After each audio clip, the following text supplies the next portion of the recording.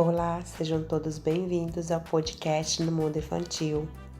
Nós estamos agora em uma nova série onde nós estamos falando sobre o cérebro da criança, baseado no livro Entenda o Cérebro da Sua Criança, do autor Daniel D. Siegel e da Tina Payne Bryson.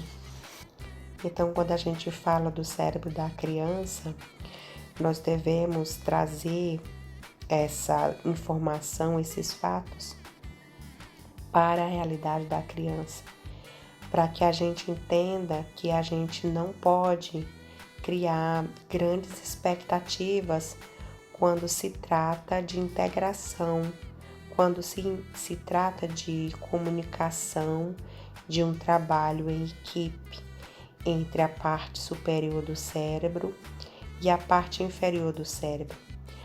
O primeiro motivo onde a gente não deve gerar expectativas em relação à capacidade da criança trata-se do desenvolvimento do cérebro. A parte inferior do cérebro da criança, quando nasce, ela está totalmente desenvolvida, mas a parte superior do cérebro, ela ainda não está madura o suficiente. E de acordo com um podcast que eu fiz, em algum outro podcast, eu acredito que foi aí no primeiro podcast onde eu comecei falando sobre o cérebro, a informação é que o cérebro ele só fica maduro quando essa criança atinge a idade dos 25 anos de idade, segundo pesquisas feitas pelos cientistas. A parte superior do cérebro, ela ainda está em uma construção intensiva durante os primeiros anos de vida da criança. E aí, quando ela chega na adolescência, ela começa a se submeter a uma transformação no cérebro que vai continuar evoluindo até que chegue à fase adulta. Então imagina que você está aí na parte inferior do cérebro e é como se você estivesse em uma casa que está pronta ali na parte inferior, no primeiro andar. A casa está toda pronta, está cheia de móveis, mas quando você olha para cima ou quando você sobe a escada e vai para a parte de cima da casa, para o segundo andar, você descobre que ela ainda não está pronta, que tem ainda muita coisa para fazer, para construir. Você pode ver também que o teto não está pronto, no caso, as paredes não estão bem isoladas. Da mesma forma acontece com o cérebro da criança, na parte superior do cérebro. Ou seja, é um trabalho contínuo, é um trabalho que precisa de tempo. Então vamos lembrar sempre que as capacidades, todas as capacidades da criança, o comportamento, as habilidades que nós queremos que a nossa criança mostre, como por exemplo, tomadas de decisões sábias, planejamento, controle sobre o corpo dela, os sentimentos, o entendimento sobre ela mesma, a empatia, a moral. Tudo isso é dependente de uma parte do cérebro que ainda não está desenvolvido, que é, no caso, o segundo andar da criança.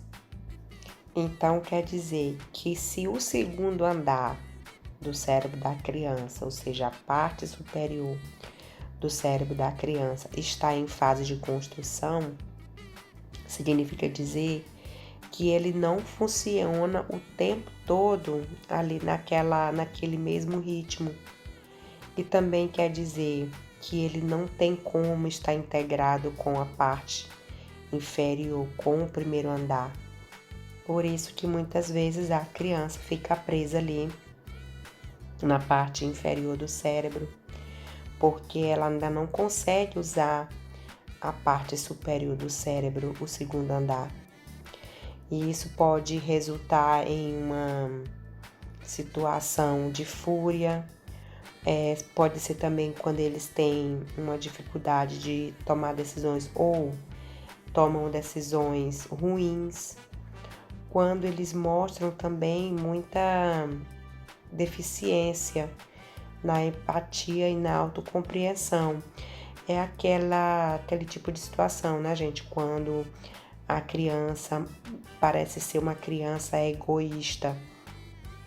Se você for pensar bem aí, geralmente as crianças entre 2 a 6 anos é mais forte nessa fase.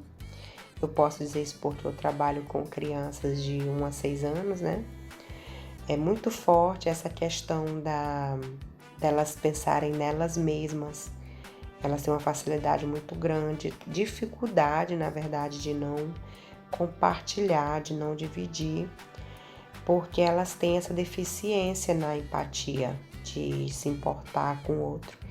Mas também não é o caso de você ignorar aquela situação e de não trabalhar. A gente trabalha, no meu trabalho a gente trabalha também.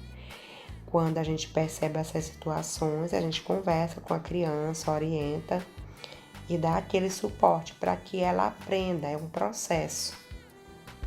Além do que, os autores falam sobre a questão da autocompreensão, aquela compreensão de si mesma, compreensão do que ela pensa, do que ela gosta, do que ela quer, de quem ela é. A criança, ela ainda está naquela fase do entendimento sobre si mesma.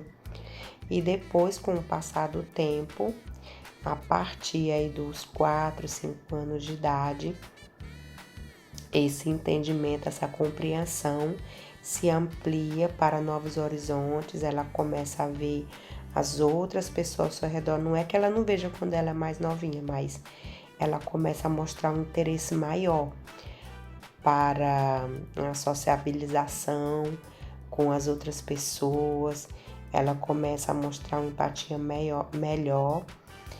E essa fase de descoberta, de trabalhar a questão da empatia, leva tempo, não é do dia para a noite, isso se estende também até a adolescência. E sempre precisa ter a nossa paciência, o nosso cuidado, a nossa observação. Acima de tudo, é por isso que, segundo os autores aqui, as crianças têm uma dificuldade e as crianças têm, assim, entre aspas, umas decisões ruins, atitudes ruins, uma dificuldade em usar a parte direita do cérebro e a parte inferior do cérebro junto, não funciona. E essa parte superior do cérebro, segundo, por quê? Porque essa parte superior do cérebro, ela ainda está em construção. Como a gente está falando de expectativas, né? Que são aqueles desejos que a gente tem no nosso coração como pai, como mãe, como cuidador, de gerar aquela expectativa em cima da criança, de querer que ela haja com maturidade, de não entender muitas vezes o comportamento da criança. O segundo motivo, segundo o autor, que facilita ou que contribui para que a criança ainda não esteja